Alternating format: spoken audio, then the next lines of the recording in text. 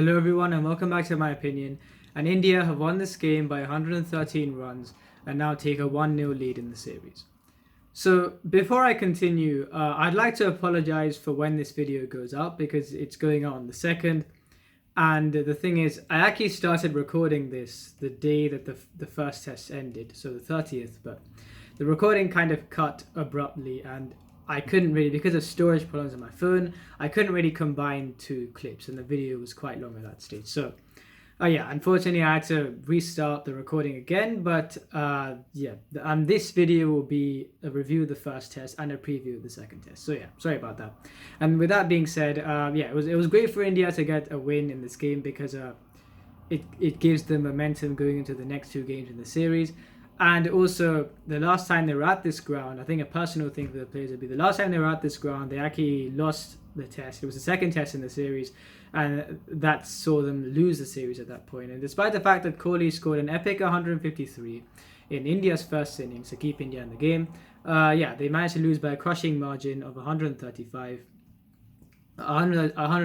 runs. So, yeah, now going to that particular venue and really setting the tone, they must feel very good about themselves. And coming to the game, Kohli won the toss, and India batted first. And the openers, Agarwal and KL Rahul, they were brilliant. They put on 117. And Mayank Agarwal is supposed to be a backup opener, and he's getting these kind of scores. He honestly, with his performances in the IPL as well, and you saw in Australia, in India's tour of Australia in the ODIs, I think he opened in one or two games. He's really, I would say as of now, he's one of the best all-format openers in the world in the last few years.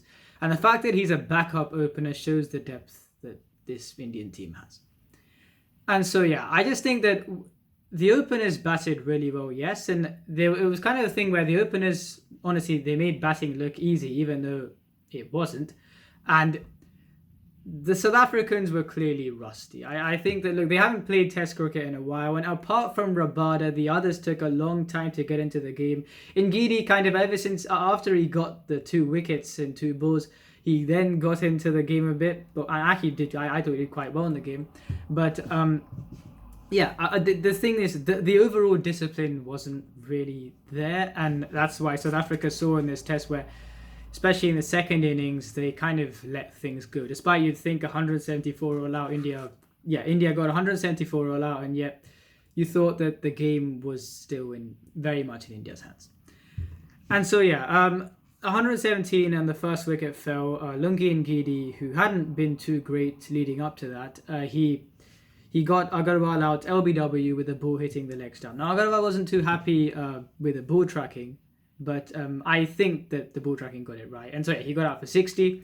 And then Pujara got out the very next ball, defending, the ball propped up and was caught at short leg. So the thing about Pujara is, and I'm also going to include Rahane in this conversation as well.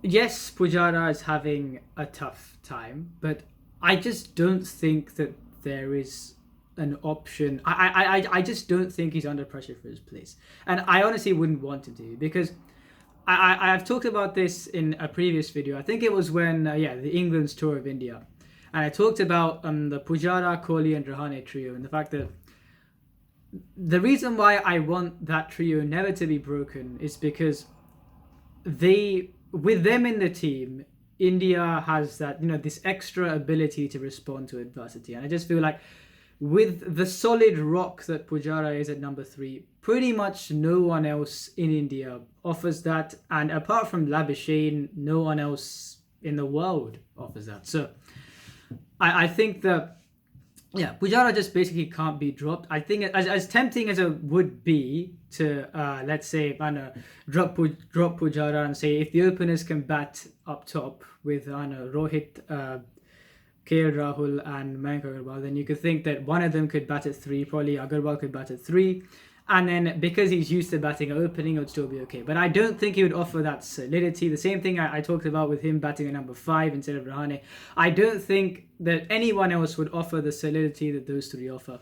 And with Rahane as well, it's kind of the same thing. I think that, especially in the first innings in this test, he played very well and repaid the faith of the selectors. And I think that, especially after Shreyas Iyer scored those runs against New Zealand and India, people would have thought, could they choose someone else? But I'm really happy the selectors stuck with Rahane purely because look, this is an overseas tour, and with Shreyas Iyer, his short ball weakness is talked about quite a bit when it comes to his batting. All the good things are talked about as well, but there is this weakness, and especially if you saw some of the short balls that shot up from the pitch, and especially the one Rabada ball to Ashwin, I just think that in the hardest place to bat in the world, with the attack that South Africa have, and also knowing that kind of thing with the bounces can happen on the surface, I don't think it would have been that wise, a very wise decision to play Shreyas Iyer.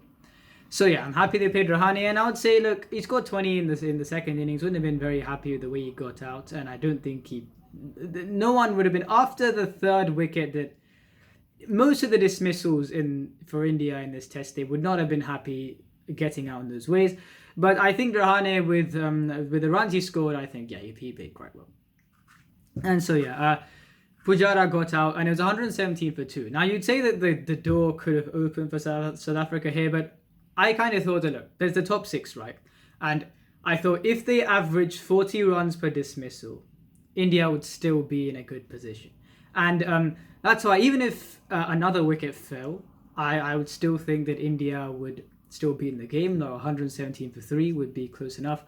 But fortunately for India, and unfortunately for South Africa, the lack of discipline in the bowling showed. And honestly, yeah, it was just there were quite a few points in this test. Well, not quite a few, but especially in the second innings when South Africa could have kept the runs down, but just the lack of discipline just meant that they couldn't.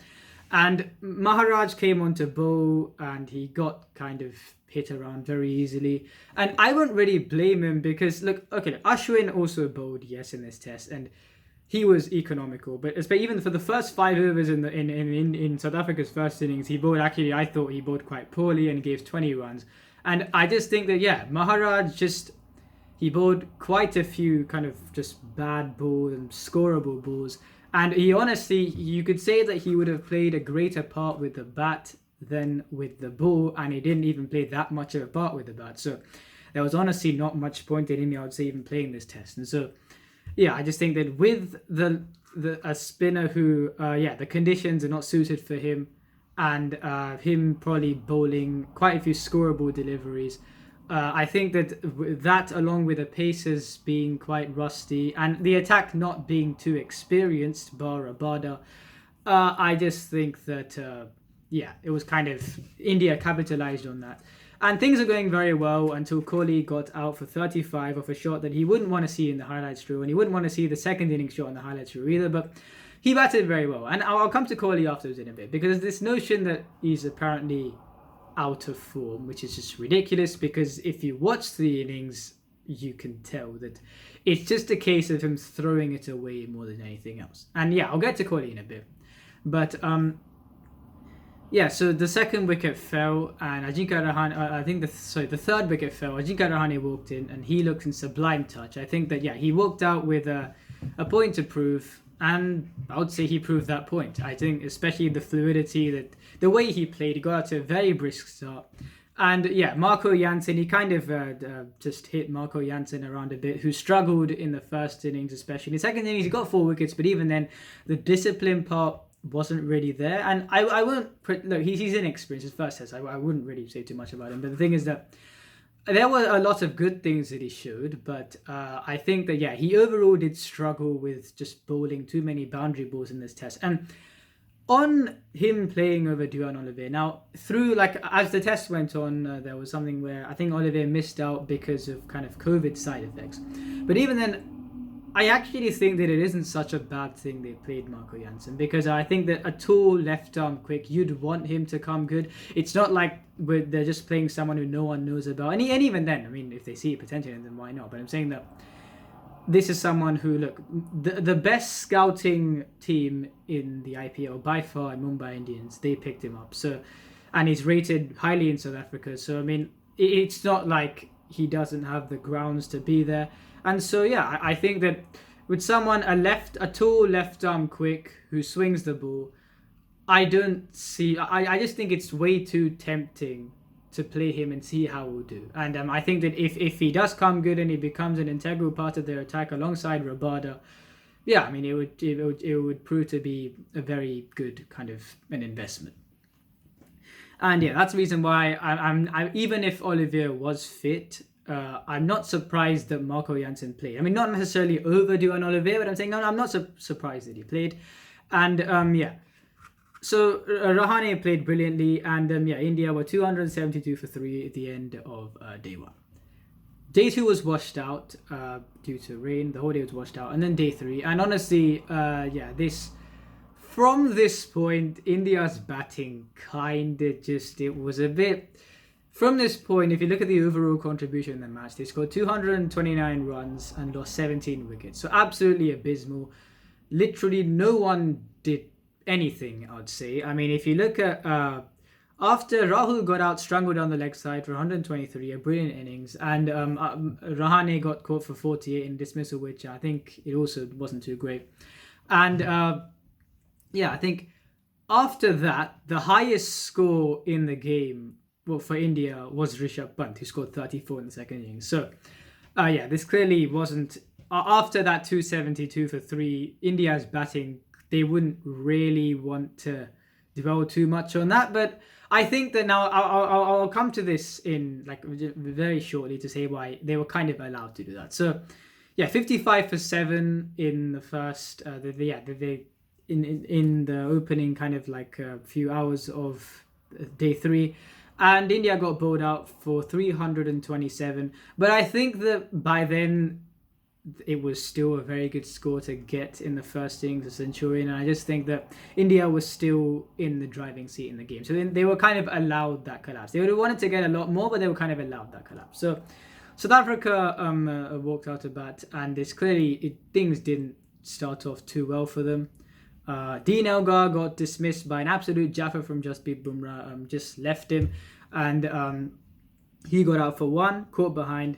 And Keegan Peterson, who I thought, he despite the fact that he didn't get too many runs in the first and second innings, I thought that he looked quite solid. And the thing is that, he got bowled by, once again, a great delivery from Shami, a ball that it just kind of seamed in a fraction and beat the inside edge. It hit the off stump. And then now the Markram one, which I thought was the better delivery, it just held its line a fraction, beat the outside edge and hit the off stump. And yeah, you couldn't really say that the first 3 dismissals that they did anything wrong. Rassie van der Dusen's dismissal, I can't remember who it was off, but it wasn't too great. I mean, the ball was fairly away from him. The bowler kind of went from wide of the crease, and van der Dusen played a ball which is quite a bit away from his body, and he got caught kind of a wide slip. So South Africa were 32 for 4, and things weren't great for them, and they needed a partnership, and they got that because Bavuma and Quinton de Kock, they played very well. I thought that Temba Bavuma, the drives he played straight down the ground were just sublime, and Quinton de Kock capitalised on a poor 5 overs from Ashwin. And I think the partnership was 70 odd, and despite the fact that you could say 100 and something for 4, India was still well ahead. I think South Africa got that much needed partnership, and they needed those 2 to kick on, but Quinton de Kock got out in a way that he wouldn't want to see in the highlights reel, where he got played on, and he also got played on the second innings as well. So, and he got a start. He was 29 in the first innings, 21 in the second innings. He's going at a good rate as well, but he got out, and South Africa lost 5 wickets. And then you kind of thought, even if India took 1 wicket, you thought that it was incredibly difficult for South Africa, and they wouldn't have wanted it to be at 100 odd for 5. So I think that, after this, you could say that India kind of were very even more confident they could just get the job done. Wian Moda got out next, I think 133. A shot that wasn't too great, just tried to drive one, and he got caught. Temba Bavuma, he scored 52, an excellent innings, but then he played a one which is a bit too wide, and then he one that he probably could have left. And then, he got out for 52. And he played very well, but I think that South Africa would have wanted him to kick on because, the fact is that so they could reduce the deficit. But yeah, he got out, and I thought the bowlers kind of did a decent job in reducing the deficit. At one point, it was 183, and Rabada and Marco Jansen got a partnership of 33 between them to kind of reduce the deficit. But yeah, they didn't. And the last wicket was taken by Jasprit Bumrah, and it was of Keshav Maharaj. And Bumrah actually only bowled, I think, 7.2 innings or something in the first overs or something in the first innings, because he kind of trod on his ankle. And so yeah, he had to go off early in the piece, and so yeah, because of that, he didn't really had to work too hard in the first innings, and so yeah, 197 all out. South Africa were, and India were firmly ahead. They were ahead by 130 runs. So late on in the day, Mayank Agarwal got out to a bowl of Marco Jansen, who he got his first Test wicket. He should have got Agarwal in the first innings, but then a diving attempt wasn't really taken by Quinton de Kock, and he would have felt that he should have caught that.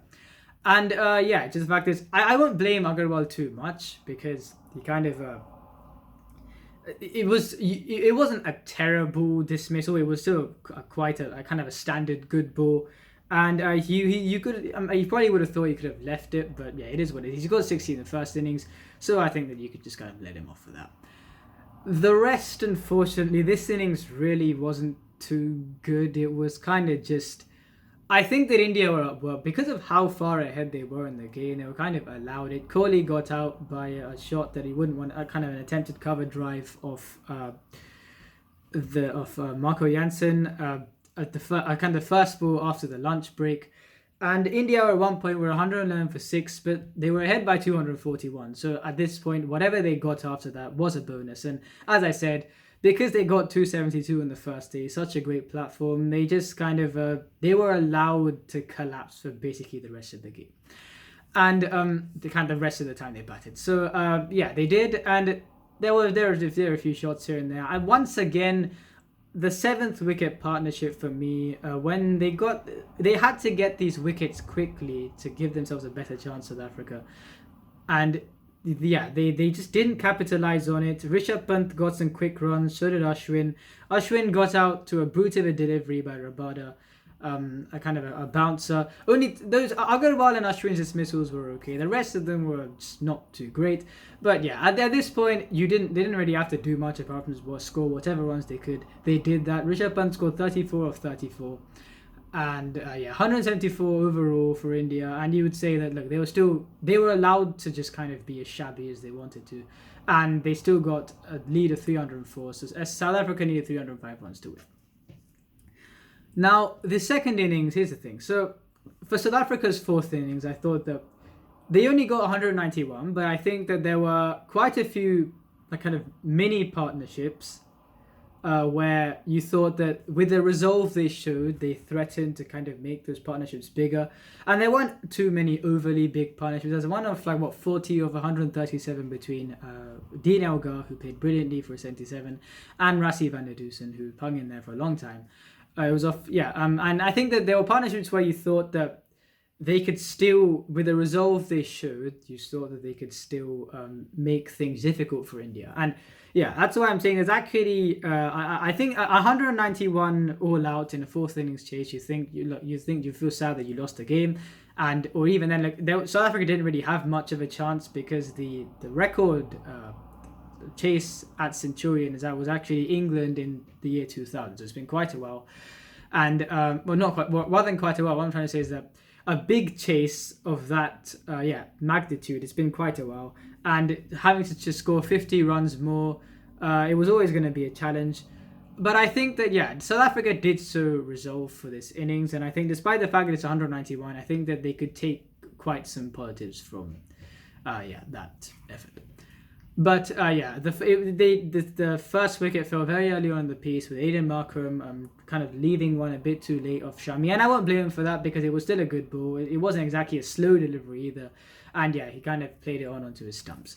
And there was a bit of a mini partnership between Keegan Peterson and Dean Elgar until Keegan Peterson got caught off Mohammad Siraj, who did kind of the C celebration. And by the way, about that, Yeah, I don't mind it, but I'm saying that if he does it every single time, it kind of just gets a bit repetitive. I don't think Ronaldo clearly would have thought he imitated it too well. But yeah, it is what it is. I mean, it just he's just enjoying himself. So yeah. Now moving on to like what happened to the innings.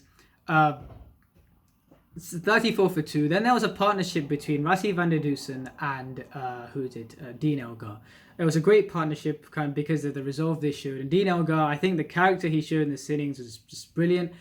And it actually took a spectacular delivery to get to kind of break the partnership, because Bumrah bowled one where the ball before, there was kind of a thing where it just passed the outside edge of van der Dusen's bat and they created some indecision. And the next ball, it's perfectly understandable that why he chose to leave this, but then because of the deviation, it just came back in sharply and hit the top of off. And yeah, there's nothing that the batsman could have done about that. And yeah, South Africa was 74 for 3. There was a bit of a small partnership of 20 runs between Elgar and Maharaj it was 20 runs until in the last ball of the day's play, Bumrah bowled a searing Yorker to dismiss Maharaj. And yeah, South Africa were 94 for 4 at the end of day 4. And the thing is, I actually, and about this, it's like this. You could say there were, 14 overs left in the day. Why did they send out a night watchman? But I think that the thing is that if you look at the person who was slated to come in at number 6 is Bavuma. Now he can bat time, but after that, you wouldn't necessarily think that the others, especially Quinton de Kock, who's part of the top 6 batsmen, but yet would he really want to bat pretend if Bavuma got out early, would he really want to bat a day and 14 overs? No, he wouldn't. And in the end, he didn't want to bat that long because he retired after this game, which I'll get to in a bit. And then, I understand why they sent out Keshav Maharaj, because I think that clearly the thrill in this case of a possible victory was with South Africa. I think the game was in India's hands, but the thrill would have been more for a South African fan. And so I think similar to what I remember when I watched India's tour of South Africa, where India drew and then won the last test. I think there was a kind of thing where you also kind of adequately weighted a contribution. Looking at the batting lineup and looking at the players, you kind of adequately weighted a contribution to each player. And I think there's a thrill in kind of the thing where if something doesn't work and then someone else does well when you didn't expect them to. So I understand where I don't think the team would have thought like that, but I just think that with Maharaj, in the end, you could say he saw out the day, and then if Bavuma came to play the next day, and he actually didn't get out the entire day, or rather the amount of overs that were bowled on day 5. So I think that considering that, this is just a kind of hypothetical here, but considering that they just maybe wanted the South African bowlers who are competent at batting to take a few deliveries to kind of, maybe if Quinton de Kock walks in when they need just over 100 and something runs, and then he plays a counter-attacking innings, and then he kind of gets them to the victory. So that's just me being hypothetical, but the thing is that there was 94 for 4, and the actual point that I want to say is this. So I think that the India's not great batting performance was actually a blessing in disguise, because if they had to go into day 5 with South Africa largely intact, they would have it all to do.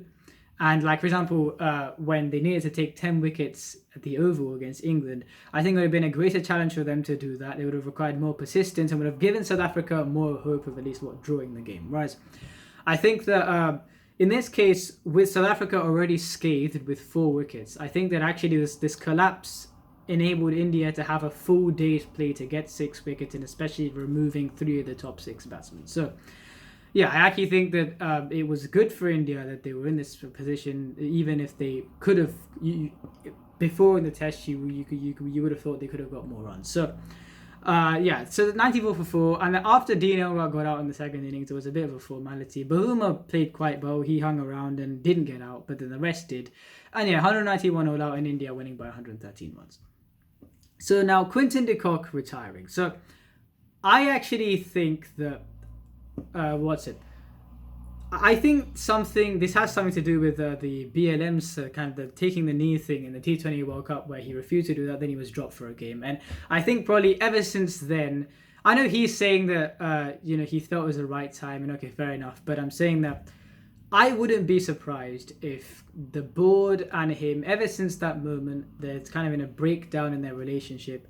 And especially, I actually think the way he got out, if he was planning this from before, I think the way he got out on both innings just basically cemented it. Because what, the played on, he looked quite angry with himself. And he's still playing in white ball cricket, but I think that especially for South Africa, how good his record has been is that he averages 39 playing in counter-attacking innings, bailing his team out of trouble. And I spoke about the fact in the preview where that 250 to 300 score, they would get there largely because of Quinton de Kock's efforts. And now that he isn't there, I first thought that, and I still think, look, South Africa wouldn't really like it too much that he isn't there, but I've actually been informed of Ryan Rickleton. Now, I looked at his first class and list A record. He averages 49 in his first class career and 48 in his list A. And apparently, he's one to watch out for. He's also a left-handed batsman, I think so. And he's a keeper batsman, so I would think that with that information, he'd probably slot in the second test.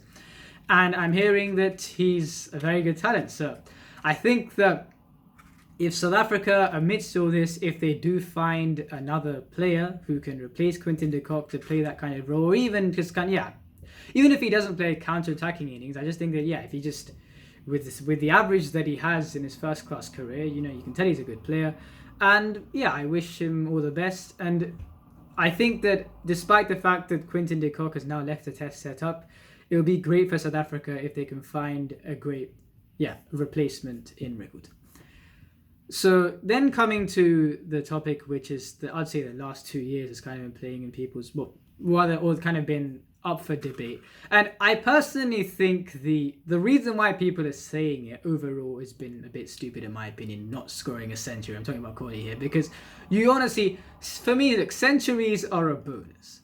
And the reason why you wouldn't actually say that anyone is out of form by not scoring a century, because honestly, for most players, you're not used to scoring centuries as much as Kohli has. But then, I don't get this whole rhetoric why we need to be counting down the 71st century every single time he walks out of bat, because honestly, we're not even looking for him to. It's not the case where you're not playing well. It's the fact that you are playing well, you're comfortable in your game, but you're not getting that really big score that we've been used to seeing you get in the past. And I don't think that that's actually too much of a worry here. I do think he's throwing it away, and look, he will know that as well. And I think that that's something that he'll have to correct. But not at any point should there be a conversation that he's out of form, because if you look at the scores he's getting, the only time he got a duck was when he actually shouldn't have been out in the second test against New Zealand, where there was an inside edge.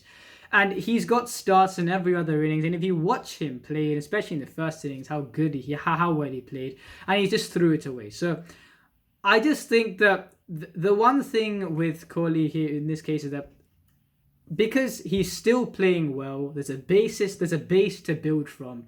And there are very few players who have that good of a base to build from. And that's why I think that, look, as long as, for me, if he wasn't playing well, if he was looking out of sorts, then okay, the thing is, he's scoring well. He's not even failing. The lowest score he scores is 18, 20, 30. That's the lowest score that he scores. He gets to start every single innings pretty much. And I actually think that with Kohli's case, people should be kind of thinking, look, yes, okay, he's throwing it away, but that's the only problem. There is no other problem in the way he plays. And I think that is actually a huge positive in a way, because this isn't like you don't look, people who are out of form, he scored I think I've seen a stat in the last 2 years, he's averaged 39 and scored 20 50s. And if you're look at the innings that he played against Pakistan. If you're out of form, you don't charge Shaheen Afridi when he's got 2 wickets in very quick time and hit him over for 6 over long on. You just don't do that. So, for me, I just think the so out of form talk is a bit ridiculous. And I think that the fact is, and I said this especially even when he was in the New Zealand tour in 2020 when Tests, where he didn't get a great run. I actually thought that compared to 2014, in this time, if he does go through a barren run, which he isn't going through now, but I'm saying at that point, if he does go through a barren run, he's in a much better position because he knows his game much better now than he did in 2014, and I think he will know how to navigate that kind of run. And you saw this in against Australia in 2017 when they toured, and when India went to New Zealand in 2020, you saw then it didn't impact him at all because the moment the next time he played the innings, in fact after that point, you look at the stats that he's got, average 39 and kind of 20 half centuries. I think that it shows that he has managed to navigate those bad patches, and I'm sure he'll be able to navigate this one where the only thing that he needs to do is not throw it away, and that's the only problem. And so yeah, previewing the second test, I look, there wasn't much purchase for Ashwin or Maharaj, and I actually don't think neither of them will play, especially especially not Maharaj. But I'm saying that, look, even Ashwin, he got 2 wickets, but it was the bowlers, and you kind of thought when India were the victory was imminent. So I wouldn't be surprised if he doesn't play. And I actually thought that Bumrah only bowling 7 overs in the first innings was a blessing in disguise for India, because one, it showed they could still dismiss South Africa for kind of a very low or quite a low score, even though Bumrah didn't bowl. And 2, I think that, look, there's not been much gap between the first and second test, and so I just think that with Johannesburg kind of being a 5-pacer venue, I think that with quite a few of these bowlers having to bowl again, I actually think that Bumrah's workload was basically managed in a way because he didn't bowl many overs in the first innings. And I think that India, the only change that I would probably think of is Ashwin dropped and kind of another seamer coming in. And you could say it would probably reduce the batting depth in a way because India would only be batting up to number 7 rather than number 8. But I think it's a gamble you have to take because you are getting kind of a bowler who could be more effective in those conditions. And for South Africa, look, Duan Olivier would certainly come back in the mix, and I think Maharaj would probably be dropped. And the thing is for South Africa is that all their bowlers have kind of a decent batting ability, so I think that they wouldn't really lose out too much in the runs aspect, despite Maharaj is probably better than Olivier with the bat. I think that certainly you'd go for kind of the bowler who is more effective in these conditions, and if with Rick Houghton coming in as well, and I wish him all the best. I think he'd be coming in based on the fact that he's a keeper batsman, he's a left-hander. I think that he'd kind of slot in to where kind of Quinton de Kock left off, and so I actually think that if India win this test, it will obviously be great because they won the series, and the first time ever that they would have won a test series in South Africa. And so let's see to the second test. And personally, here's the thing here. So I obviously want India to win, and it's kind of only because of the record. But if you look at the South African team, I actually think that there's a lot of good, even though they are in transition. The batting lineup, I really think that, especially despite the fact that they didn't score too much in the first and second innings, it looks to be quite solid. And with the bowlers, especially in kind of home conditions, they're always a threat. So despite the fact I want India to win, I do enjoy watching this South African team. And let's see what happens in Johannesburg. If you enjoyed this video, please like and subscribe, and please share this video with your friends. And remember, this is my opinion. What's yours?